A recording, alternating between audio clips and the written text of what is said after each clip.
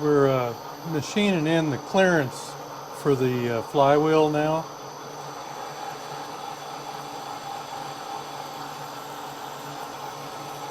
Or the rotor, I guess you'd call it in this case.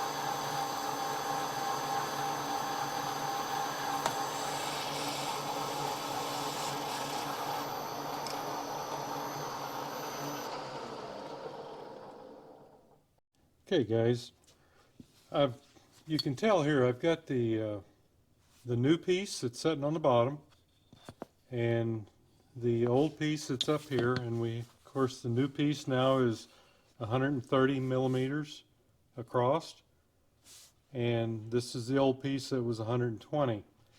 And I kind of screwed up when I made the new piece. I don't know why I made the hole just a little bit bigger in the middle. It doesn't matter, except that it made it more difficult for me. But what I've done is I've spun up a piece that fits very tight into both pieces. And of course this side I had to make a little bit smaller than this side. So, but it doesn't matter, it's all in there, it's tight. And I've done that so I can locate my holes. I've got uh, I've got 4 holes, actually 5 with this this is of no consequence, but I'll go ahead and locate it anyway. This is just where the clamp goes for the wiring loom. But these 4 holes are critical that they're in the right place so that everything is centered, uh, because your magnet here. So I'm going to locate those holes with transfer punches, just like this, and they will be about as close as you can get. I don't think I could locate them, do all the math and locate it any better on the mill. So this is how I chose to do it. And like I say, this uh, pinion, whatever you want to call this, that I put in here that I made it tight enough to where it's not going anywhere.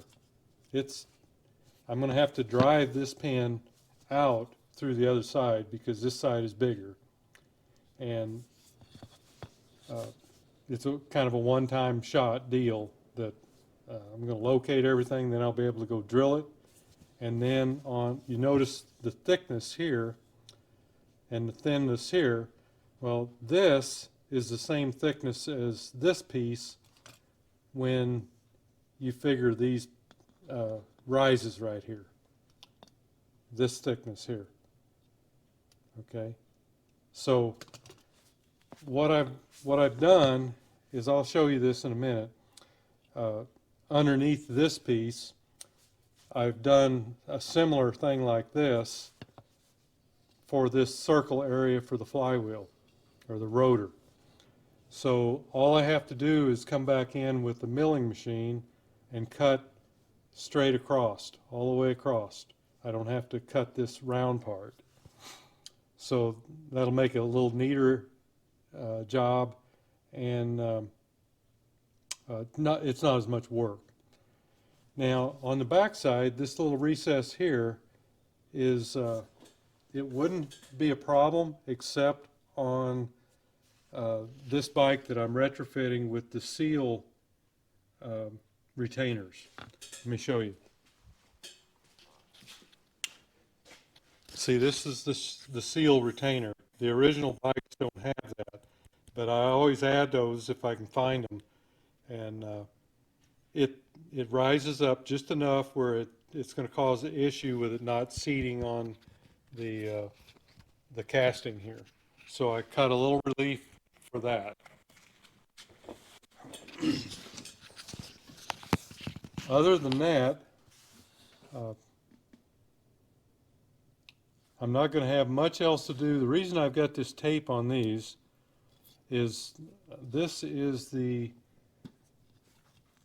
adjustment slots for the 120 millimeter one, and I wanted to make sure that I did not put those in here.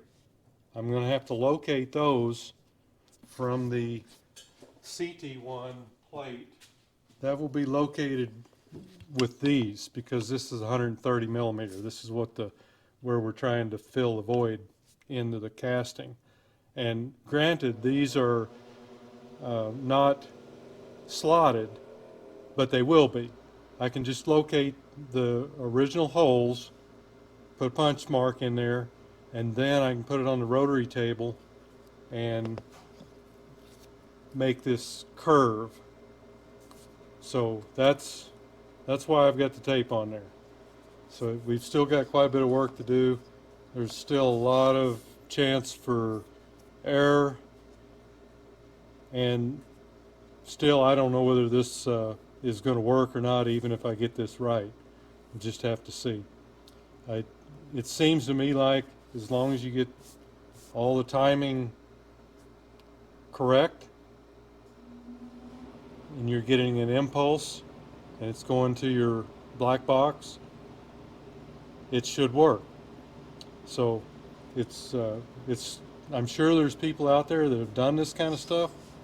This is the first time I've done it, so this is just an experiment on my part. Anyhow, that's where we're at now. That's what I'm going to do now is I'm going to locate these 4 holes, 5 holes, and then I'll set this up in the mill and I'll drill those holes and mill this area, and then I'll go to locating these for the correct distance and then set it up in the rotary table so that I can get that elongating hole so that I can make an adjustment. Okay, a little issue with the transfer punches. These holes are certainly metric, and the closest one that I have is this one, and that's not going to give me very close tolerances. This is the next size up and it won't go in the hole. So since I'm only punching aluminum, I went over and spun out one, and just a piece of 1/4 inch coal roll, and I just tried to get it as tight as I could.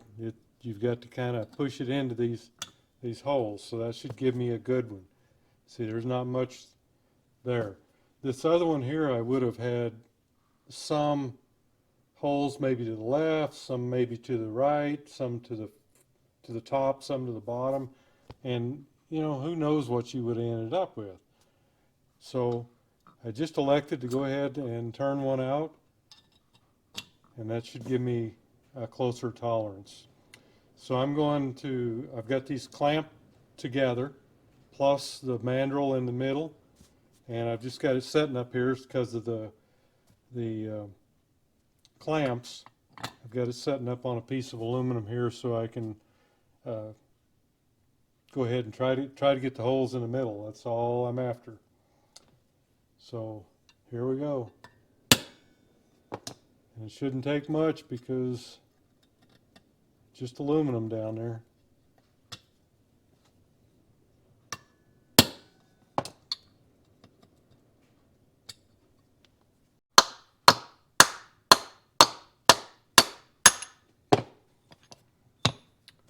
Okay, that was my mandrel. The small end fits this piece, the original piece, and of course you just saw me drive this one out. They're a tight interference fit. Okay, so I've got my punch marks, and I even put the one in for the clamp up here. So the only other holes we need to make in this will be for the adjustment, and we want to make sure everything else is placed right before we put those in. Yes, they're going to be elongated, so there is some adjustment, but you want it somewhere close, and that's something I'm going to have to figure out yet. But as far as this, we can go ahead and drill these holes, and we'll need to countersink them on the back side for the screw heads. They go in, screw heads will go down in there.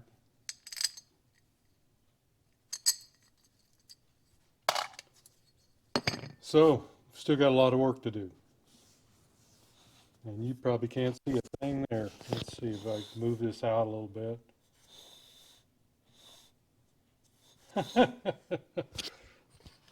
All right. Give you a close-up shot of it here. Yeah, got our dimples. And I was going to tell you about this. This is where the rotor goes on the front or the top side, whatever you want to call it. And this is what I was showing you on the back side for the seal retainer. So everything should be good to go. I placed this in there last night, and with this setting down in the casting, the engine casting, and this installed, I've got just enough clearance here. I don't know exactly what it is, but I can see it with a flashlight that there is clearance, you know, maybe 25, 30 thousandths. So as this, it's not going to go any further since it's on a taper. So I think everything will be good there. So let me get set up to drill these holes, and we'll continue on. All right, I've got this back over to the mill, and we're going to start drilling these holes. It's going to be kind of time consuming because I'm going to use a starter bit, and then I'm going to take it out and put the regular drill bit in for each one of these. So that's doing that 8 times, but that way I can stay lined up and I don't have to reline up stuff as I go along. So just bear with me here.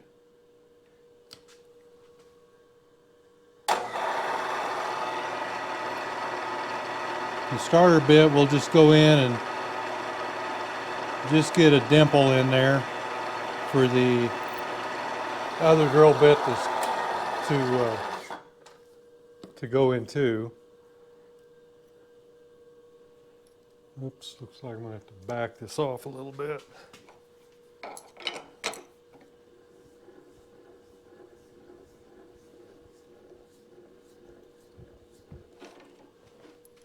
I think that'll work all right.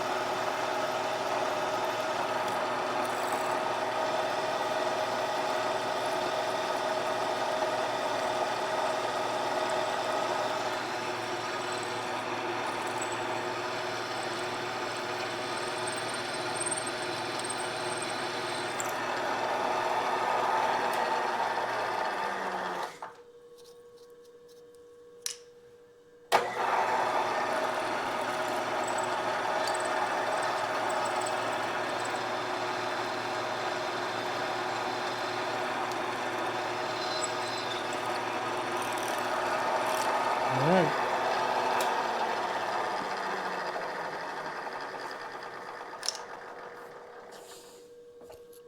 There's one all the way through.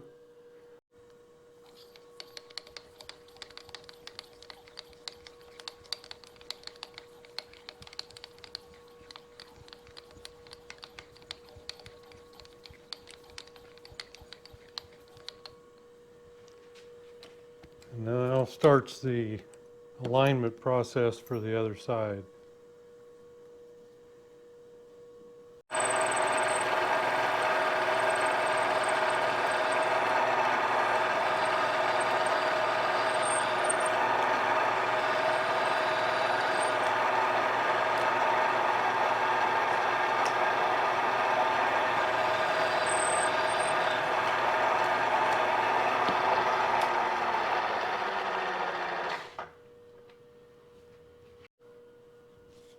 Okay, now I'm lined up on the,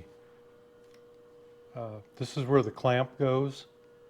It's a smaller, it's a 4 millimeter. And this is going to take a number 30 drill bit. Whoa!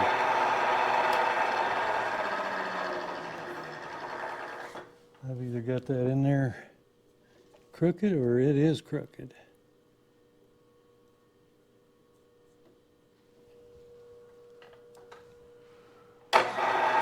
It's crooked. Let me find another bit.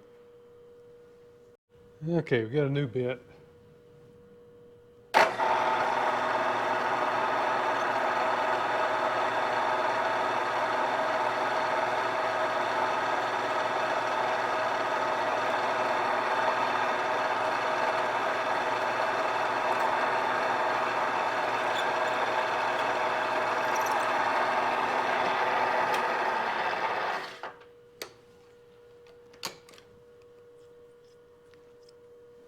Okay, so we've got all the holes drilled, I think, that we're going to need to do.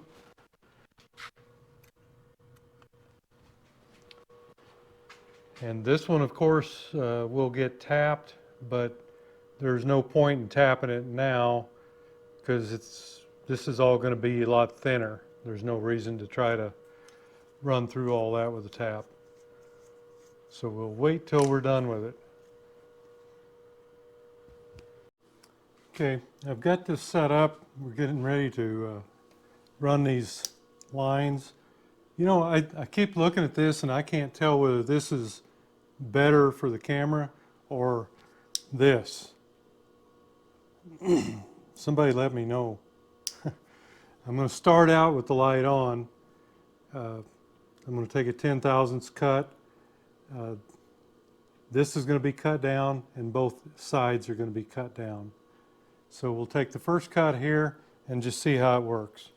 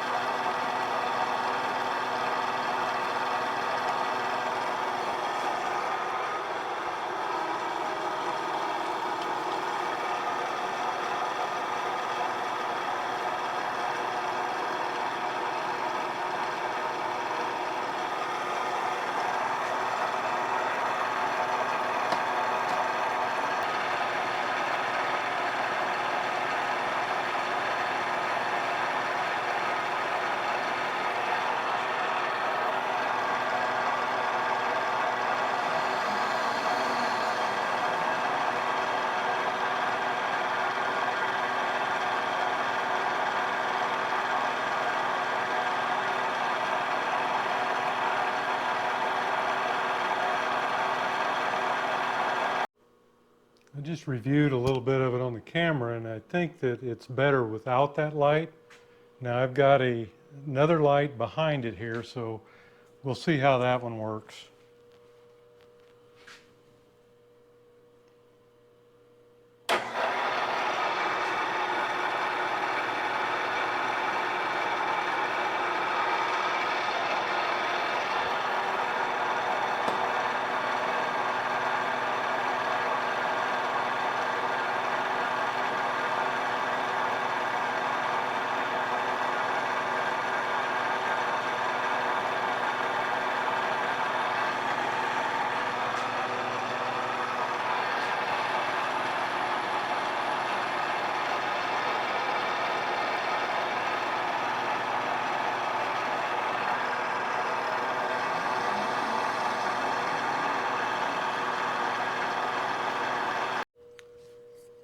Okay, we've got, I think, down to where we need to be. Here's the original.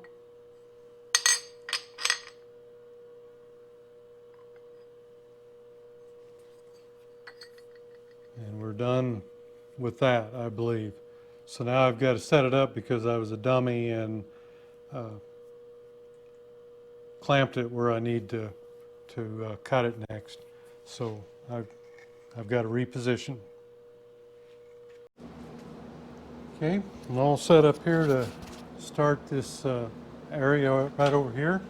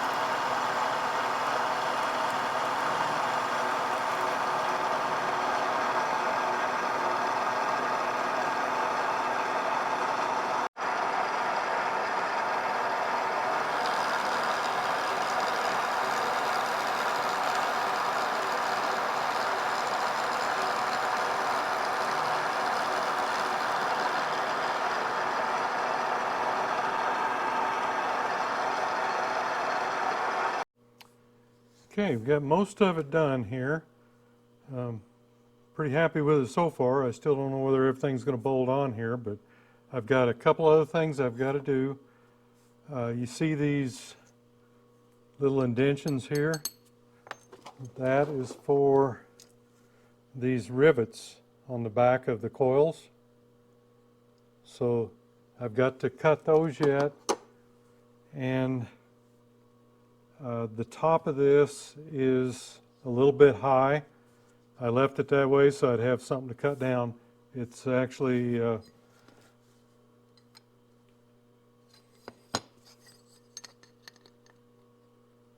21 thousandths. So it's just going to be a skim coat or a skim cut across the top of each one. And the only reason I'm doing that is because these coils have to be in a position to hit these magnets in the right place, so they need to be located properly. So I will go ahead and do that and cut out these little places here for the rivets. I believe right here on each corner too. And once that's done, I'll clean up the rotary table, and I'll locate these adjustment slots, and then we'll cut those on the rotary table. That way it'll give it the proper curvature. And that's going to take quite a bit of time to set that up, or it does for me anyway. It's been a while. So I'm pretty happy with this. It's just you know, because it was bigger. So let's take it over here and take a look at it in the case. Okay, again, this relief on the bottom is for the seal retainer.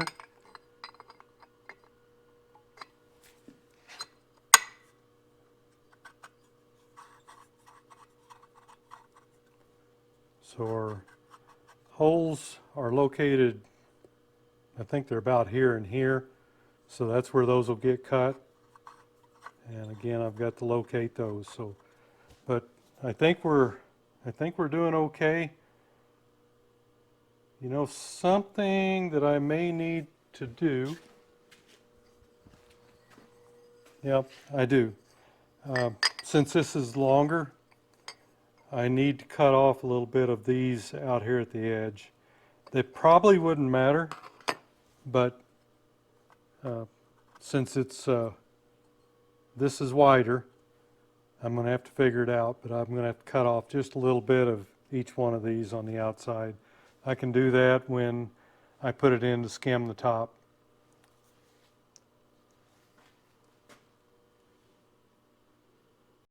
Okay guys, get this back in the milling machine here with the table on it, rotary table, and I just wanted to show you how I do center this up with the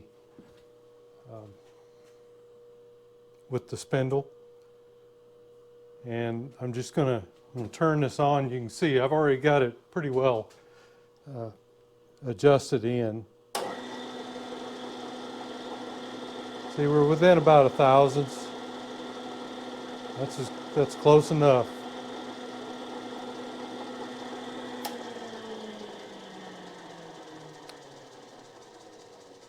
Because everything was turned on the lathe, it was drilled on the lathe, it was bored on the lathe here, and it was cut on the lathe on the outside. So all this is symmetrical to one another. So that's how we get it centered.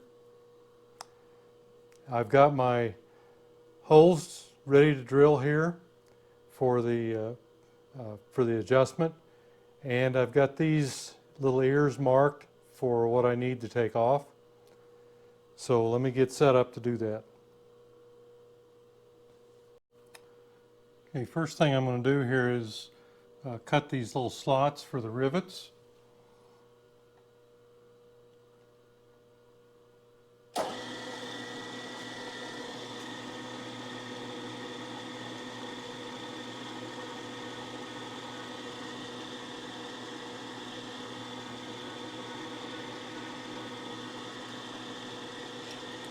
I need to speed this up.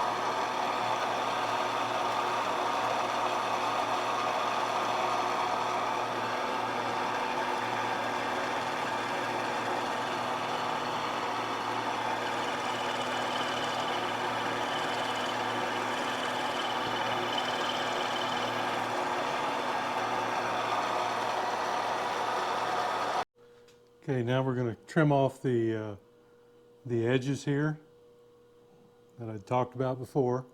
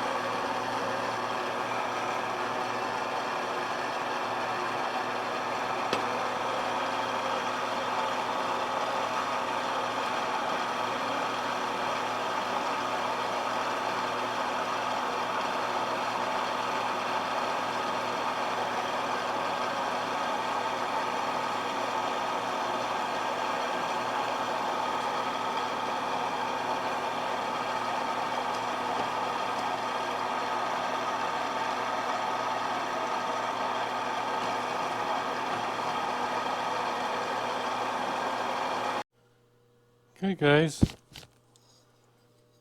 here's the moment of truth.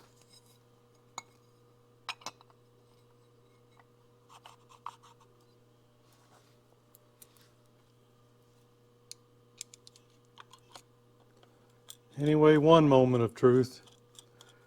We won't know until we get some spark out of it. That may be a while yet, since I got to build a motor. But there we go, screws in place, adjustment. Got our dimples in here for the rivets, and I guess all we need to do now is see if the coils will all go on. Oh, you know what I need to do yet? I've got to recess the screw holes in the back. Just about forgot about that, because this thing is not going to set in there with the screws in it unless I recess these. Okay, so I've got something to do yet. But as far as the fit, I think we're golden here as far as it fitting in the case.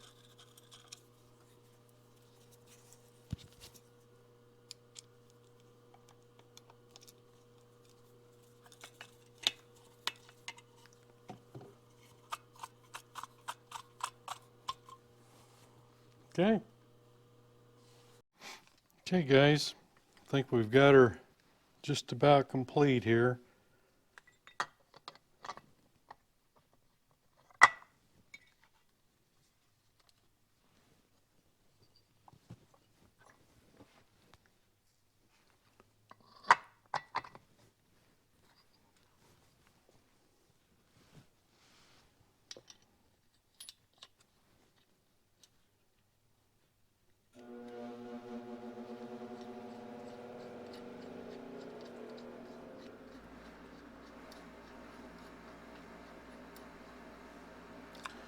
So there's our internal rotor.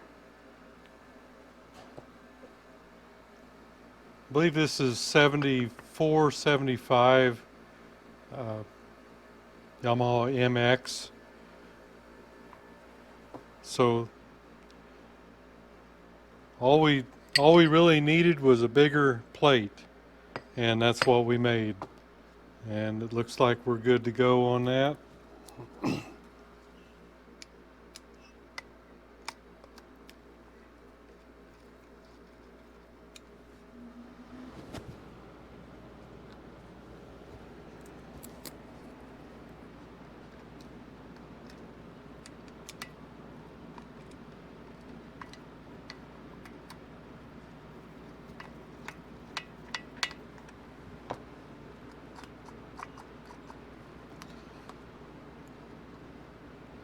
I made a little more adjustment here, but it shouldn't need it. I mean, you can put as much in there as you want, but the engine will only take so much timing. But that just gave me a little play there if I need it. But all in all, it looks like it ought to work. Got the box, and I think any coil will work, but I may try to pick up a coil. I don't have one for that particular bike, but I think just about any coil will work. So there you go. You know, I don't know. We don't know the outcome yet, but I think it'll fire. It's just getting it at the right time, and we've got it all located the way it should be, so it should work. I guess we'll just see here and a little later on. Maybe I can't crank this one over because it's got something wrong with the Kickstarter. It's probably got that spacer problem over there that it sticks. So other than that, maybe here later on down the road I can take I can get one complete enough where I can put it together, just hook a coil and hook the box up to it, kick it over and see if I can get spark. So all right, that pretty much completes it. So I did check to make sure that the side cover and everything will go on, everything works. This wiring here, evidently this boot or this little grommet is a little different. It doesn't want to go all the way down into there, but I can either put the right one on, or maybe this one's just got crud in it.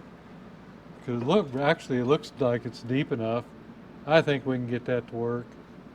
If not, I can grind it a little, or put one of the ones for this model on it. That's what I should do.